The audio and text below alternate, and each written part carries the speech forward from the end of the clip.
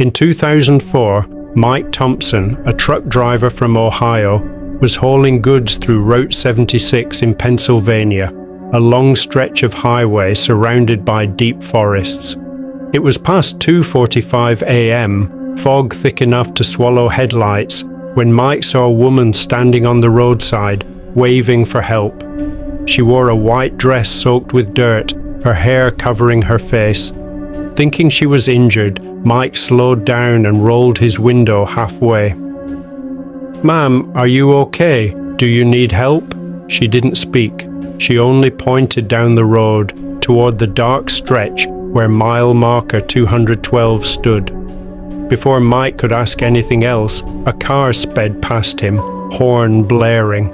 Startled, he looked away for a second, and when he turned back, the woman was gone. Confused and shaken, Mike continued driving, but less than a mile ahead, he saw her again, standing beside mile marker 212, pointing toward the forest. This time, Mike didn't stop. He called Highway Patrol. The officer, sounding tired, asked a strange question. "Was she wearing white?" Mike said yes. There was a pause.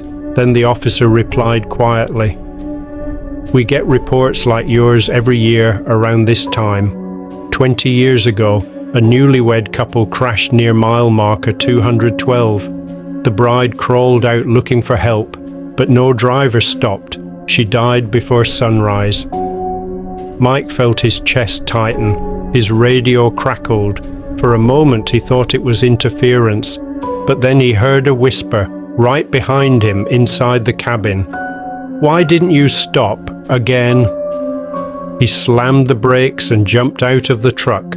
The road was empty, silent, endless. The fog drifted slowly, swallowing his tail lights.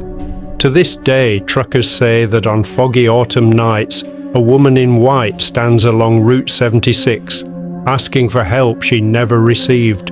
And if you stop, some say she gets in the passenger seat. In 2015, Emily and Jacob, a young couple from Chicago, moved to a quiet town in Vermont to start fresh.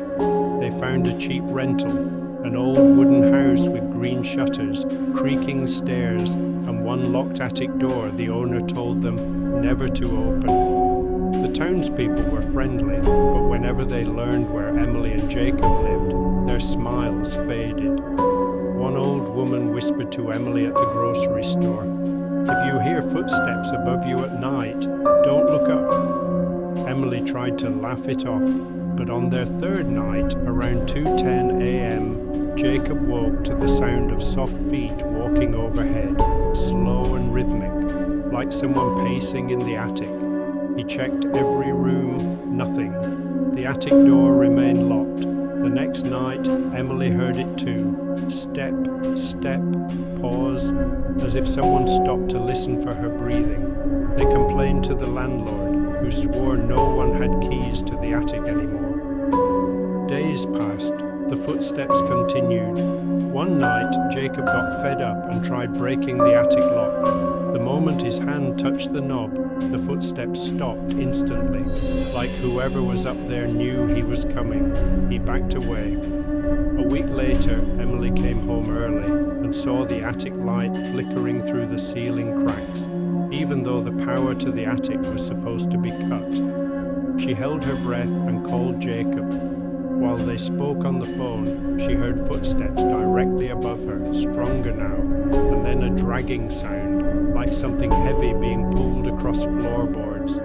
Jacob told her to get out. Before leaving, Emily took one photo of the house for evidence, pointing her phone up toward the attic window. That night, they stayed at a motel.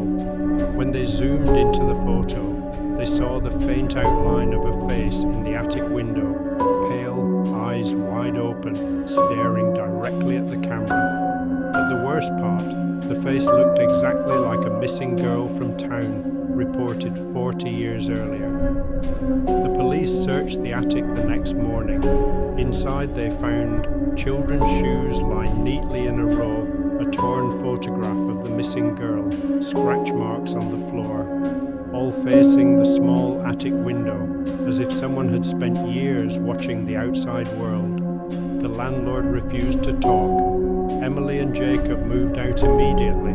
The house is still empty, but neighbors swear that some nights, if you stand across the street at 2:10 a.m., you'll see the attic light flicker on and a face watching through the dusty window, waiting for someone to come home again.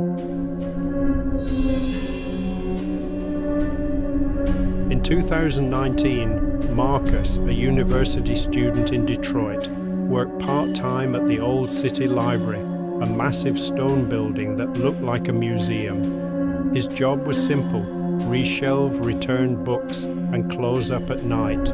There was one rule every staff member repeated to him: never go into the basement after 9 p.m. Marcus laughed at the superstition until his third week on the job. One rainy Friday, the power flickered just before closing. A group of students rushed out, leaving bags and books scattered everywhere. Marcus stayed late to organize them, the library silent, lights humming. At 9:47 p.m., as he rolled a cart through the history section, he heard a whisper, "Help me!" He froze. The voice sounded muffled, like someone speaking from behind a wall. Then it came again. "I'm still here." And this time Marcus could tell it was coming from the stairwell leading to the basement. He grabbed his phone, turned on the flashlight, and walked toward the stairs. The basement door was slightly open, and from the darkness below, he heard papers shuffling and books falling, as if someone was running their hands along the shelves.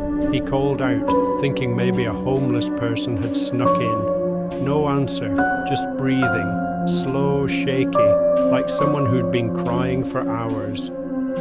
Marcus stepped down one stair, 2, 3. Suddenly, his phone flashlight flickered and shut off. In the pitch black, the whisper came right behind his ear. "They never found me." Marcus bolted up the stairs, slamming the door. He didn't look back. The next morning, he told his manager, who went pale. She pulled out an old newspaper clipping and showed him. "Missing girl, 17, last seen inside City Library, 1973. Witness claims she went downstairs to return a book, never came back up. Construction crews searched years ago, but never found her. Some say the basement walls were rebuilt before the investigation finished." Marcus quit the job a week later, but visitors still report hearing whispers near the basement door, especially when the rain hits the stone steps outside. And the cleaning staff swear that if you stand alone in the library at night, you'll hear a young girl's voice through the floorboards, saying the same thing every time. "I just need one more book, then I can go home."